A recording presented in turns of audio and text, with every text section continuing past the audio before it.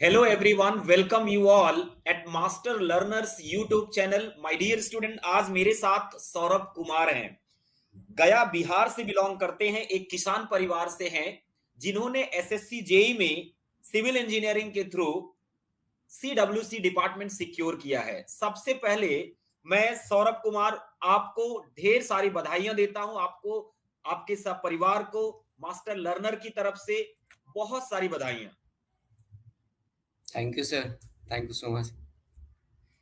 सौरभ से बात करने से पहले मैं सारे कैंडिडेट जितने भी फ्यूचर एस्पिरेंट्स हैं सबको बता दूं कि आज मैं इनसे स्टेप बाय स्टेप एक एक मुद्दे पे बात करूंगा। किस तरीके से इन्होंने रीजनिंग को स्ट्रेटेजाइज किया, किस तरीके से इन्होंने जीएस को स्ट्रेटेजाइज किया, ओवरऑल इन्होंने प्रीलिम्स कैसे क्वालिफाई किया, देन मेंस की क्या स्ट्रेटेजी ली, क्या क्या इनके चैलेंजेस आए, इनका स्टडी रूटीन क्या रहता था, ये सब कुछ पे बात होगी। तो आप कंप्लीट वीडियो देखिएगा। अब सौरभ जी, सबसे पहले जब आपने रिजल्ट देखा तो उस टाइम आपकी क्या फीलिंग थी? बहुत ही अच्छा लगा था सर। किसने बताया आपको रिजल्ट के बारे में? आपको खुद पता चला, आपने खुद रिजल्ट देखा या किसी ने बताया? नहीं सर, यूट्यूब पे नोटिफिकेशन आया था, उसके बाद हमने देखा था रिजल्ट। सबसे पहले परिवार में किसको बताया कि मेरा सिलेक्शन हो गया है? मैंने दीदी को बताया था सबसे पहले से। अच्छा, दीदी को बताया था। आपसे बड़ी हैं? Yes sir. मिठाई खिलाए कि नहीं खिलाए? खिला दिए, सबको खिला दिए। मैं आगे बढ़ता हूं। मैं सबसे पहले थोड़ा आपसे ये जानना चाहूंगा कि आपकी स्कूलिंग कहां से हुई और आपने कहां से डिप्लोमा किया, किस किस ईयर में किया, थोड़ा शॉर्ट में आप बताइए अपने बारे में। सर मैंने 10th अपने गाँव से ही किया था, +2 रामसहाय हाई स्कूल फतेहपुर से। और मैंने जी। 12th किया है अनुग्रह मेमोरियल कॉलेज गया से, और उसके बाद मैंने डिप्लोमा किया है गवर्नमेंट पॉलिटेक्निक कॉलेज अरवल से, ओके। 2020-23 सेशन से। 2020-23 से आपने डिप्लोमा क्लियर किया। ये आपके जहन में कब आया कि एसएससी जेई जो है करना चाहिए, मेरे लिए सुटेबल है और मैं क्वालिफाई कर सकता हूं? क्यों लगा आपको कि यही फील्ड आपके लिए अच्छा है, इसमें कोई डिपार्टमेंट मैं सिक्योर कर सकता हूं? सर डिप्लोमा स्टूडेंट के लिए ड्रीम जॉब होता है एसएससी जेई, तो वही सब कर रहे थे तो मैंने भी किया था। सब सब कर रहे थे, मुझे भी पता चला और मैंने क्वालिफाई कर दिया। Yes sir. अच्छा, आगे बढ़ता हूं। मेरा एक क्वेश्चन ये बताइए कि मैं देख पा रहा हूं जो है सौरभ कुमार पटना सेंटर, जो कि मास्टर लर्नर का पहला ऑफलाइन सेंटर पटना में है, उसके आप ऑफलाइन स्टूडेंट रहे हैं। तो आपको मास्टर लर्नर के बारे में कहां से पता चला और आपने इसमें किस तरीके से अपने स्टडी को एक शेप दिया इस तरीके से कि अचीवमेंट मिला? सर मेरे कॉलेज की टीचर ने बताया था कि आईएएस मास्टर करके कोचिंग आता है जो सिविल इंजीनियर के लिए बहुत ही अच्छा होता है, और उसी टाइम पे पटना में ऑफलाइन सेंटर स्टार्ट हो गया था, तो हमने ज्वाइन किया वहाँ पे जाके। बहुत बढ़िया, बहुत बढ़िया। मैं आगे बढ़ूं, एक बात मुझे ये बताइए कि स्टेप बाय स्टेप आपका जो प्रीलिम्स का एग्जाम गया उसमें आपको रीजनिंग में कितना यस मिला, जीएस में कितने मार्क्स आए, आपने टेक्निकल में कितना सिक्योर किया, ये थोड़ा ब्रेकअप करके बताइए, फिर मैं आगे बात बढ़ाता हूं। तो मेरा रीजनिंग में 44 मार्क्स थे, और जीएस में 30, एंड टेक्निकल में 62 मार्क्स थे। टोटल तो 138 बड़ी थे। इंपॉर्टेंट बात है यहाँ पे इनके मार्क्स जो मैं देख पा रहा हूं, जो इन्होंने बताया भी कि 44 मार्क्स इन्होंने रीजनिंग से ही सिक्योर कर दिए। ये बहुत इंपॉर्टेंट बात है, सारे एस्पिरेंट्स को सीखना चाहिए कि ऑलमोस्ट 23 to 25% तो प्रीलिम्स इनका रीजनिंग से ही क्लियर हो गया। क्यों, मैं अगर गलत नहीं यस हूं? क्या नो किया सर। आपने रीजनिंग में, क्या स्ट्रेटेजी लगाई आपकी जो आपके 44 मार्क्स आ गए? सर रीजनिंग के लिए तो सिर्फ प्रैक्टिस ही इम्पोर्टेंट है। प्रैक्टिस इंपॉर्टेंट है, क्लासरूम के नोट्स इंपॉर्टेंट है, रिवीजन इंपॉर्टेंट है। सारे कैंडिडेट से मैं कहना चाहूंगा कि जो लोग प्रिपेयर कर रहे हैं, ये डिप्लोमा वाले बच्चों के लिए रीजनिंग जो होती है वो यस थोड़ा सा डिफिकल्ट होती है। अगर रीजनिंग उनके लिए आसान बन जाए तो एसएससी जेई में प्रीलिम्स क्रैक करना बेहद आसान हो जाता है। अच्छा, एक बात बताइए, आपने किस तरीके से अपने स्टडी रूटीन को, अपने टाइम को अलोकेट किया जीएस की पढ़ाई के लिए? रीजनिंग की पढ़ाई के लिए, फिर आपके टेक्निकल सब्जेक्ट्स के लिए? जीएस के लिए तो मैं पर डे 1 आवर पढ़ता था और रीजनिंग के लिए हाफ आवर का टेस्ट सीरीज मारता था बस, और बाकी वर्कबुक अच्छा, सॉल्व आप किया करता हमेशा था। एक हाफ एन आवर का टेस्ट सीरीज अटेम्प्ट करते थे जीएस के लिए? यस। 1 घंटे की पढ़ाई डेली? यस। टेक्निकल का कैसा रहता था? टेक्निकल का तो क्लास करने के बाद आया और उसके बाद वर्कबुक सॉल्व किया, फिर नेक्स्ट डे रिवीजन, बस यही था।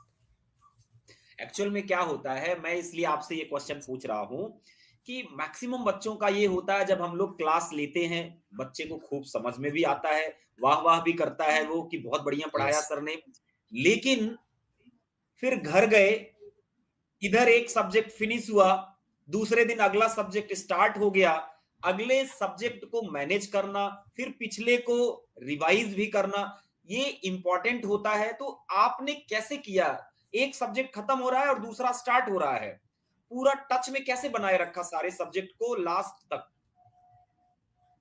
सब पर डे थोड़ा-थोड़ा रिवीजन करते रहता था और वीकली रिवीजन किया मैंने, और ऐसे ही हर सब्जेक्ट खत्म होता था, उसके बाद टोटल रिवीजन किया, फिर नया सब्जेक्ट स्टार्ट किया सर। आप शॉर्ट नोट्स भी बनाते थे क्लासरूम में?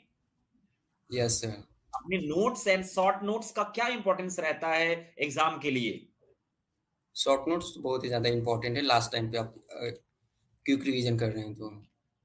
बिल्कुल, ये आपकी बात से मैं 100% सहमत हूं कि अगर शॉर्ट नोट्स बनाए जाएं तो रिवीजन में बच्चों, वहां पे लार्ज स्केल पे रिवीजन नहीं किया जाता, हमेशा स्मॉल यस। स्केल पे रिवाइज करने की जरूरत पड़ती है। और उस टाइम जब एक आदमी पूरी तरह से, जो एस्पिरेंट होता है, प्रेशराइज हो जाता है कि अब एग्जाम आने वाला है, मेरा ये भी सब्जेक्ट है, एक्स भी है, वाई भी है, यस। जेड भी है, तो एक्स वाई जेड को कवर करने के लिए एक आसान सा तरीका होता है शॉर्ट नोट्स को शॉर्ट स्मॉल नोट्स। स्केल पे रिवाइज कर लेना। अच्छा, मैं आगे यस। बढ़ता हूं, एक बात ये बताइए कि पढ़ाई में प्रीवियस ईयर का क्या रोल रहता है, और मास्टर लर्नर की जो बुकलेट आपको प्रीवियस ईयर वाली मिली, वो कितना आपके लिए हेल्पफुल रही? प्रीवियस ईयर तो किसी भी एग्जाम के लिए बहुत ही इंपॉर्टेंट होता है, और इसके लिए भी बहुत इंपॉर्टेंट था। इससे ही हमें पता चलता है कि कैसा क्वेश्चन आ रहा है और हमें कैसे तैयारी करना चाहिए। और मैंने वैसे ही तो किया, जैसे प्रीवियस जैसे ईयर क्वेश्चन आपने आ पूरा रहे थे। फिनिश कर लिया था? Previous yes year sir. आपने पूरा किया था? यस। तो ये हमेशा इसके हम साथ लोग क्लासरूम में भी वर्कबुक भी सॉल्व बताते किया हैं। था मैंने। जी, जी।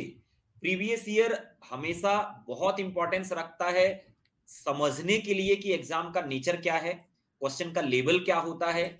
अच्छा सौरभ, एक बात ये बताओ कि अभी जो मेंस का एग्जाम हुआ, उसमें क्वेश्चन जो थे वो ऑब्जेक्टिव थे।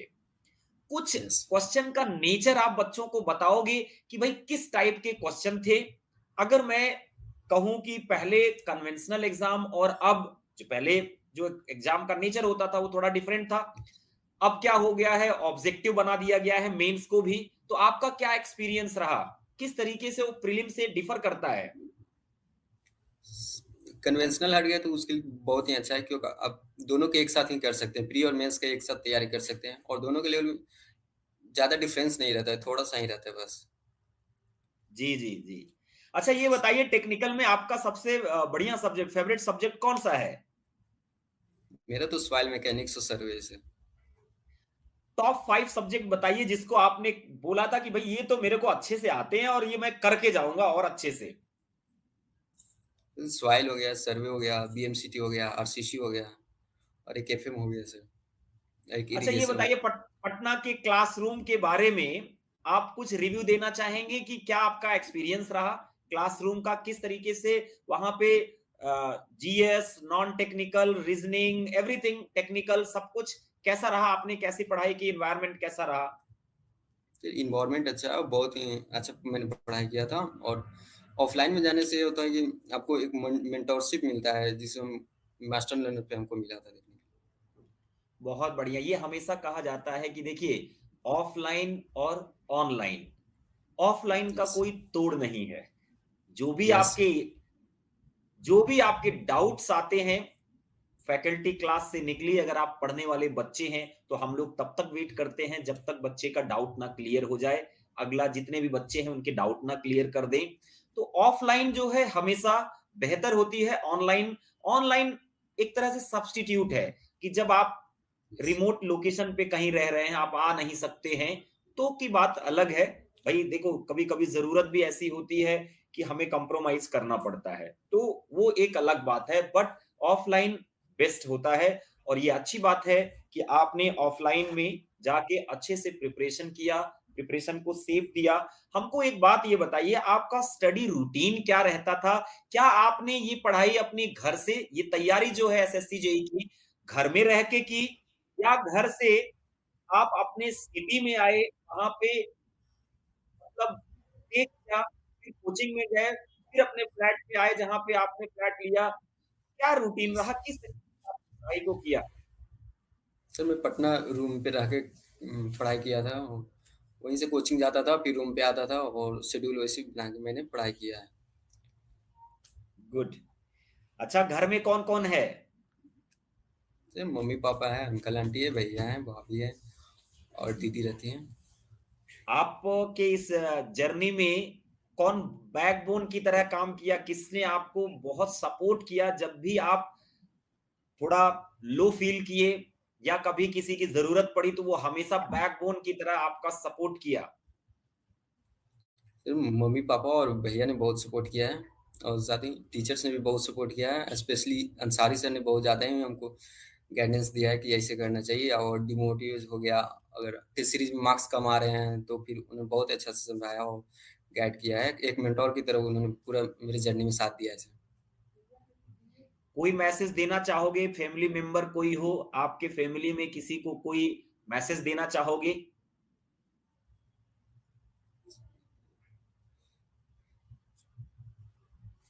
कुछ भी कह सर सकते हो, एक्स वाई जेड, आपके सपोर्ट को, आपको जो सपोर्ट मिला उसके लिए आप कुछ भी कहना चाहो 2 लाइन में? मैं थैंक यू बोलना चाहता हूँ अपने मम्मी-पापा और पूरी फैमिली को सर जिन्होंने मुझे इस लायक बनाया और मुझे पढ़ने के लिए फ्रीडम दिया। सर पूरा सपोर्ट किया उन्होंने वाह! मेरी जर्नी में। बिल्कुल, बिल्कुल। देखो, ये चीज़ कभी नहीं भूलिएगा, पढ़ाई किया आपने, यस। सेलेक्ट हुए, माँ-बाप की रिस्पेक्ट और अपनों की रिस्पेक्ट कभी नहीं भूलिएगा, ज़िंदगी में कितने भी ऊँचे चले जाइएगा। ठीक है? यस। आगे बढ़ते हैं। पटना के बच्चों से क्या कहना चाहोगे? जो लोग फ्यूचर एस्पिरेंट्स हैं, मास्टर लर्नर के इस प्लेटफ़ॉर्म पे, उनसे आप क्या कहना चाहोगे? कि भई किस तरीके से तैयारी करें, या कोई आप अपना कोई सीक्रेट बताना चाहें, प्रिपरेशन के बारे में, एसएससी, जेईई को कैसे टारगेट करें, वो भी आपकी तरह क्वालीफाई करना चाहते हैं? मेरा तो ऐसे कहना है कि एक आप गोल बनाइए पर डे और उसको पूरा करने के लिए पूरा दिन लगा दीजिए बस। ऐसे ही पूरा जर्नी में कीजिए आप थोड़ा-थोड़ा करके तो आपका अचीव हो जाएगा आपका एसएससी क्लियर। फर्स्ट अटेम्प्ट में कर सकते हैं। मतलब एक पहले से ही प्लानिंग बना लीजिए, उस प्लानिंग को आप yes daily sir. Daily follow करते कंप्लीट रहिए। करिए, एक टारगेट बनाइए, उसको अचीव करिए। क्यों? यस। Yes sir. अच्छा, आगे बढ़ते हैं। आपसे स्टेप बाय स्टेप बात हुई। आपने एक-एक चीज़ पे बहुत बेबाकी से बच्चों को गाइड किया, किस तरीके से प्रिपरेशन को करना चाहिए। लास्ट में मेरा एक आपसे क्वेश्चन ये रहेगा कि भई जो आपने एसएससी जेईई को टारगेट किया और सिलेक्शन आपका हो गया, अब फ्यूचर गोल्स आपके क्या हैं?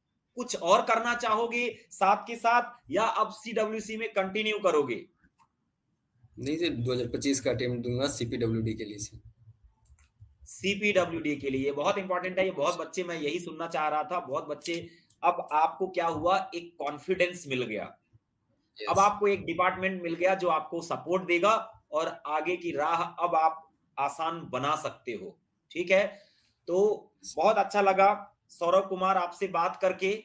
मैं अगेन मास्टर लर्नर के जितने भी व्यूअर्स हैं, जितने भी फ्यूचर एस्पिरेंट्स हैं, मैं सबको ये बताना चाहूँगा, इनकी बात से जो मुझे पता चला कि देखिए कंटिन्यूटी जो है वो यस। की ऐसी सीक्रेट की है सिलेक्शन की, जिससे आप अपने इस एसएससी जेई के, मैं टफ तो नहीं कह सकता हूं, लेकिन इस राह को आसान बना सकते हो अगर आप कंटिन्यूटी मेंटेन करते हो। Proper yes. प्लानिंग प्लानिंग करिए, हार्ड वर्क करिए, एफर्ट लगाइए डे बाय डे। और सबसे बड़ी बात मैं कहना चाहूंगा मास्टर लर्नर के सारे व्यूअर्स जो अभी देख रहे हैं इस वीडियो को, कि भाई देखिए, जेन्युइन एफर्ट लगाइए। दिखाने के लिए यस। नहीं पढ़ना है, सिलेक्शन के लिए पढ़ना है। क्लास में कंटिन्यूटी, टेस्ट में कंटिन्यूटी, रिवीजन में कंटिन्यूटी, शॉर्ट नोट्स में कंटिन्यूटी, जो इन सब जगह कंटिन्यूटी मेंटेन करता है, प्रॉपर तरीके से जेन्युइनली ईमानदारी से पढ़ाई करता है, उसका सिलेक्शन होता है। जैसे ये आज मेरे साथ बैठे हैं, वैसे कभी आप भी मेरे साथ फिर से दोबारा इस इंटरव्यू में बैठोगे। सौरभ, बहुत बहुत बधाइयां आपको आपके इस अचीवमेंट के लिए। Thank you so much master learner को टाइम देने के लिए। Have a good day. Thank you sir.